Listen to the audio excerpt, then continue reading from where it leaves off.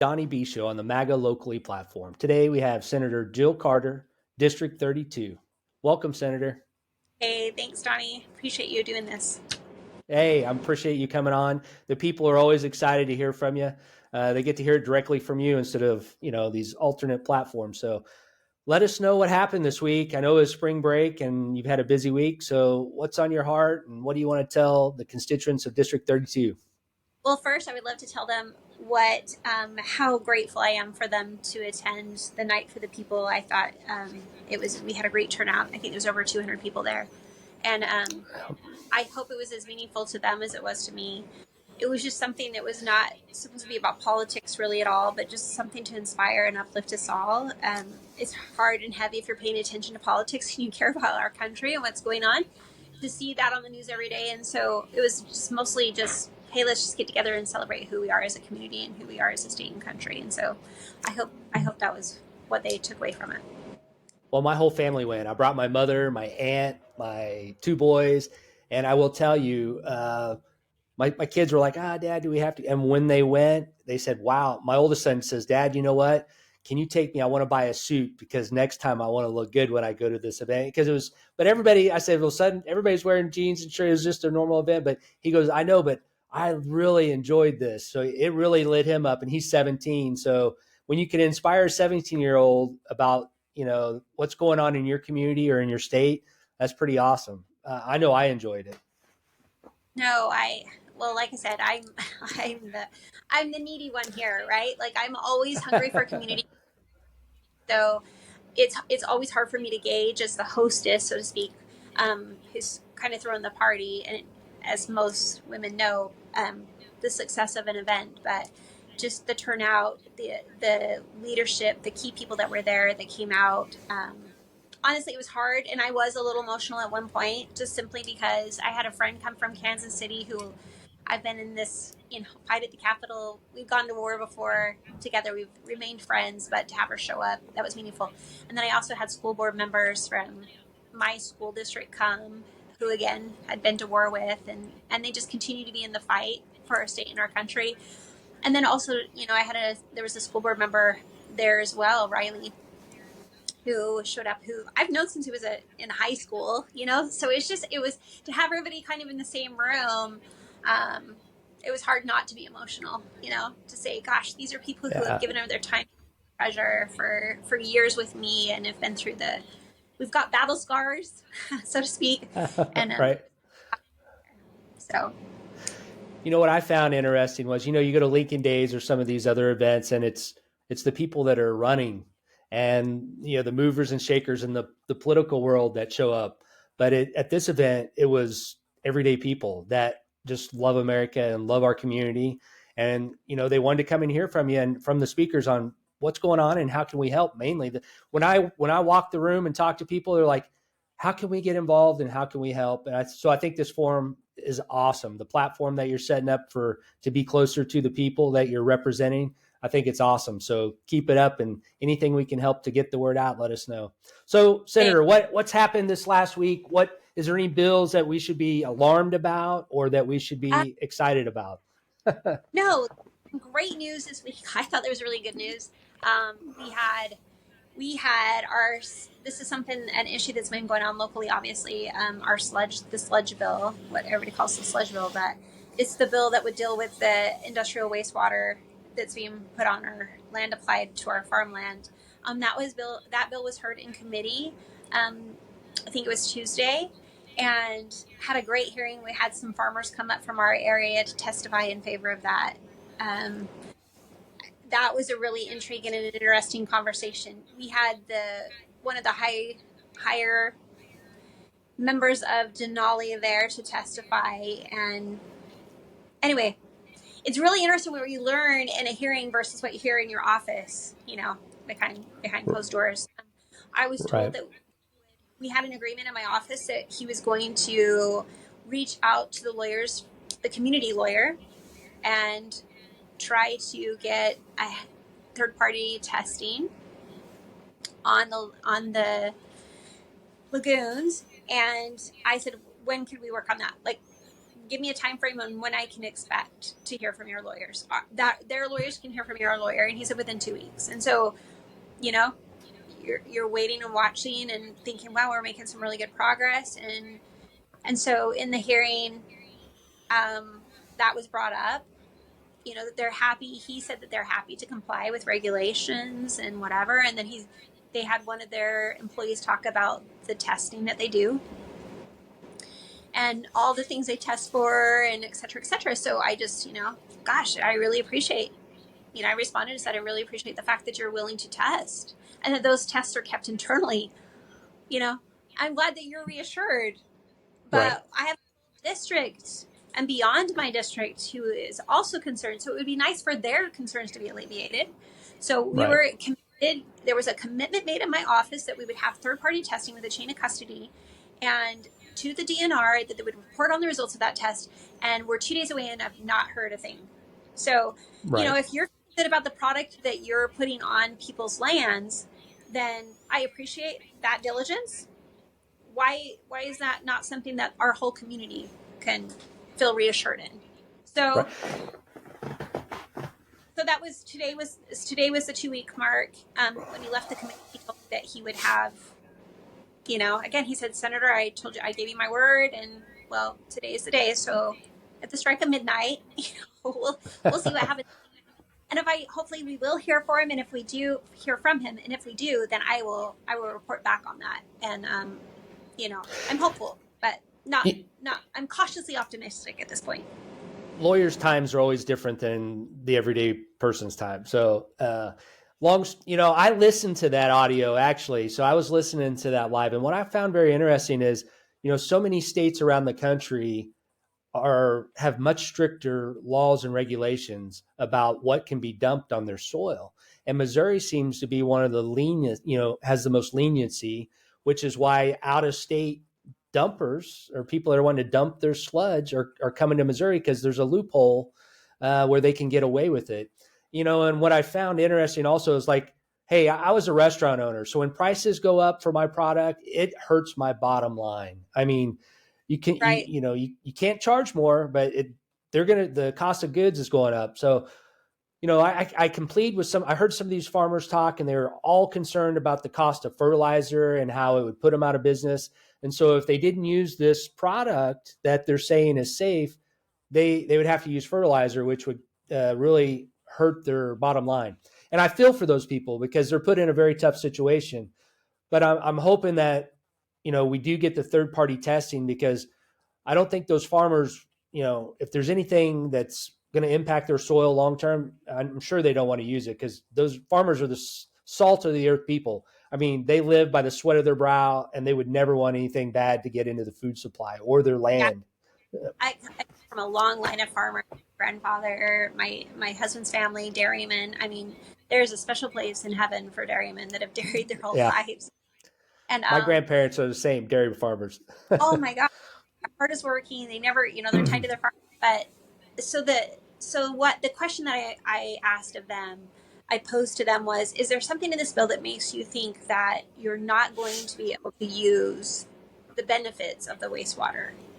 And they said, well, no. And so I said, okay, so all it does is ensure that whatever you're putting on your land doesn't come back, basically, and turn your land into a Superfund site. And so, I think that was a healthy conversation to have. All in all, I thought it went really well.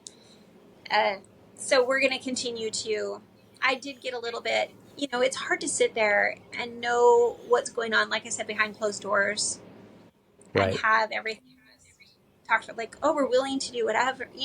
I will say that I'm a pretty patient person. I consider myself. I mean, I hope my kids would say that I am. I'm a pretty patient person. A lot of things, but dishonesty is not one of them. Right. I'll work with you in good faith. I'll do whatever I can. I would go through fire for you if I thought you were working your best. But when I feel like you're being disingenuous, we have too much of that in the world today, especially in Absolutely. politics. And so, so it's difficult. But But anyway, the hearing went well. There was good positive feedback. I've reached out to several members of the ag committee, just seeing, what they think about it and, if they have any concerns. And I think we're in a good place. So Awesome. hopefully that'll expect out. If not next week, because Tuesday we come back late because we are taking Monday off for holiday for Easter. And so we'll come back Tuesday, possibly too late to vote it out of committee on Tuesday. So if we don't do it, then we'll vote it out the following week. And then that'll get on the calendar. So awesome. So good progress. So good. What's next? What else happened? We had the Tabor bill. That was it. Here's another little side. Like I just, it's almost comical up here sometimes. So there was a bill that would make it to where it was a tax cut bill, which is great, right?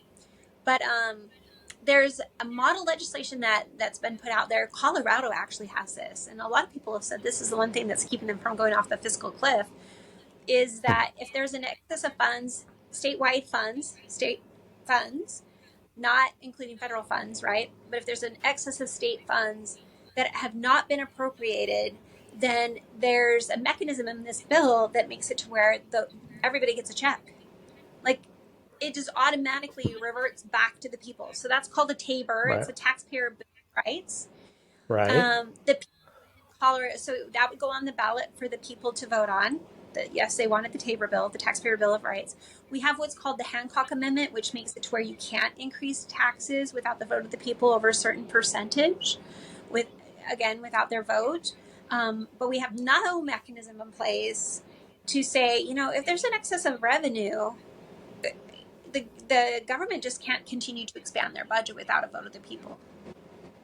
Right. And so that it's like the full-time lobbyist up here. That bill would be like a full-time lobbyist up here for the people, which you're not really represented as far as your, those interests. And so everybody's always trying to increase and spend more and compete for those dollars. But this bill would have made it to where that automatically goes back to the people, subject to emergency orders from the governor or something like that. So there was really good carve-outs if we needed it, but that would have given everybody a check at the end of the fiscal year, and I thought it was a great bill. But I offered it. There wasn't much debate. I kind of pushed for a vote, and we didn't have enough votes to pass it. So anyway, we'll keep moving on. I'm not surprised. Anytime you want to try to give money back to the people, most legislators are like, oh no, we need that money. Brilliant. It was a great amendment. It fit perfect. Yep. And the senator whose amendment I was offering it to, his bill I was offering it to, though he says he's very like-minded, he didn't want any conflict over his bill. So he spoke actually against the amendment. So wow. Go figure. Huh. Yeah. Politics, right? Yeah. So what else? Anything else? I know it's a short week, spring break. So yeah, pretty fast. I'm trying to think of anything else. Our MSSU bill should be, I think that's on the calendar now. So we got the concurrent resolution passed, but we want to make sure that there's, that we do it the right way. And so we're taking care of it both ways, statutorily and through concurrent resolution. So that's on the calendar. And I'm trying to think of anything else that happened. We got our bill exec out of health and welfare that would make it to where if you're an able-bodied person, then you needed to be employed, volunteering, or engaged in the community for Medicaid benefits, if you're able. Yeah. And I think I saw in there is from age 18 to 49 for able-bodied, right? Yeah. And there's lots of carve-outs in that. If you have special needs kids, if you, have a disability, obviously those are not classified as able-bodied people. But if you're if you work and cannot work, continuing ed would classify as, work. Volunteering at a community not-for-profit would classify as work. So we worked with Water Gardens James Whitaker came up to testify in favor of that. So that was a great bill. Anyway, that was voted on and passed the committee handedly. So that was a good vote. That was a good thing to have passed. I was listening on the audio for this week, and you had some guests come up, but I didn't catch who you had up there. So were there any constituents that you had from District 32 that you recognized at the Capitol? And by the way, I understand that if people want to come up and see their representative, your door's open and they can come up to Jeff City and knock on it. Yeah, you'll let them absolutely. in, right? I'd always say, well, this is your office, so I hope you like the decoration kind of thing. But yeah, so we had Ryan Melton with Community Support Services came up with Mike Landis, so that was great. We saw yesterday was a really busy day. We had them and the Independent Cattlemen's Association come up, and some of those from our district were there. But I presented all of them. Can I say something about the independent cattlemen? I watched a video, and we've seen what's been happening with the chickens, the pork. The Chinese have come in and bought a lot of the pork processing. The chicken industry is in shambles. There's one thing after another. And the beef, I'll listen to a cattleman, and he basically said, the beef is the last, kind of the last offense. We're the last meat producer. And if we go down, it's going to be a bad news for America. What was his thoughts? What did he come up there for? Was he voicing kind of the same concerns, or was he? So this was this was the association that kind of was having a day. I got the invitation to go down and visit with them, and then I asked them if they had been introduced on the floor, and they hadn't. And so, we just met up in the chamber and was able to do that after our meeting. They met with several senators and representatives in the building, and so it was a great meeting. I mean, they are concerned. Sometimes what happens with organizations is, the little guy gets kind of lost in the shuffle of what the priorities are. And so it's just great to visit with independent, ranchers. I mean, we have cows, so yeah, there's a lot going on. There's a federal bill that would make it to where your cattle have to be tagged and traced.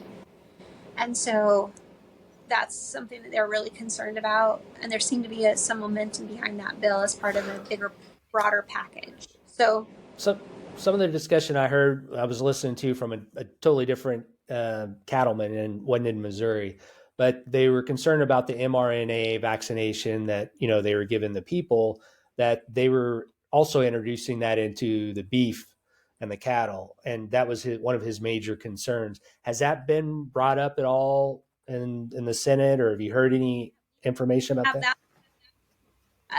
We had that language last year. I know Holly had it this year and last year, but no, they say there are too many hurdles, right? And that's the case with even in-state or national labeling as part of a USA beef labeling. For a while we were labeling our meat, and people loved that. They wanted to know that whatever they were consuming or buying at the store was something that was locally grown or at least produced in the state or in our country. And we got away from that at the national level. And so we're trying to reinstate. I signed a letter of support today from a resolution that Senator Mike Moon offered in partnership with the Cattlemen's Association, Independent Cattlemen's Association, that would try to reinstate Missouri raised beef and produced beef. So that was something that he put up as far as a resolution today. So I was happy to co-sponsor that. Awesome. So what do you got next week? What's on the plate for next week? You never know. Right. Now, it's interesting because you're supposed to do bills, succinctly, so you kind of know what's going on. But when they roll the calendar and then just bring things up in the informal calendar, you have no idea it's a day-by-day process, which makes it extremely difficult to be prepared for the legislation that's going to hit the floor. It's one of those hurdles that we've always talked about. If Right. you only have, if in your crammed day, like I didn't go to bed till 2:30 this morning. And so, Right. and I'm not, I mean, that's not a typical night, but I'm just saying you often do have late nights, you often do have really early mornings. And if you, when you get to your office, you find out what bills are being heard, and then you have constituents and you have your committee hearings and you have bills you're presenting and Mm-hmm. trying to whip votes for, and educate people on, um, it it it's difficult to carve out the time to be prepared enough when Right. you only have, you know, a 2 or 3 hour window to prepare for the day and the legislation that's going to hit the floor. And then if a substitute is offered or dropped, all of that you studied kind of goes out the window anyway. So Nancy Pelosi was a master at the national level of dropping things on the 11th hour at midnight and totally out of sync with the schedule. That way, it caught everybody off guard on purpose. It was her playbook. So I'm hoping that's not what's happening with our Republican leadership, because they're the ones that are responsible for maintaining that schedule and keeping a predictive trajectory so that you guys can all plan and prepare and have good decision making in a timely fashion. So dropping things like out of order, that doesn't seem too good to right, me. Right. right. Well, and it's part of that, but it makes it difficult when you only have a heads up that day. Right. Um, uh, and Senator spoke on the floor a little bit about this. That the reason why you file bills the way you do, I have to prioritize you. Like I can file as many bills as I want. There's no limit. I mean, there's a cutoff point in session, but where you can't file any more bills. But the reason why we file bills in the order that we file them in is because everybody takes their first three priorities and files them first, and they're labeled based on seniority of the senator. And so bill numbers are assigned to those bills based on that seniority level. So you have the first three, and then it goes to the next senator's first three, and the next senator's first three, on down the list until all 34 senators have their first three bills filed. Then it starts over. And so when you have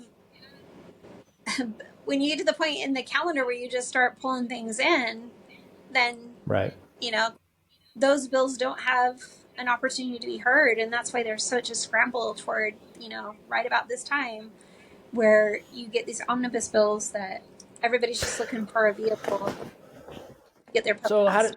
did, and I don't want to waste much more of your time, but I've always wondered, like these committee chairs, like the one on education, the new committee that you're on with Senator Trent as the chairman. Um, so are they basically the ultimate deciders? The chairman decide what gets out of committee or what stays? Who does that? Is there like a So they vote make, on it or? yeah, there is a vote. Like my education bill has a vote, but it's never been allowed out of committee. Um, so there's a vote, and then there's also, so the pro tem calls it up, right? So he will be the one who basically is kind of the gatekeeper, and then also the chair of that committee also has a say. So it's a two-step process. So the committee chair basically says, we want to move this forward. Until he says that, nothing moves forward. No Yeah. matter, even if, Well, so everybody that's on that committee, let's say there's 9 people on a committee, 8 of them say we want to move it forward, but he doesn't want to, then he can hold up the whole thing.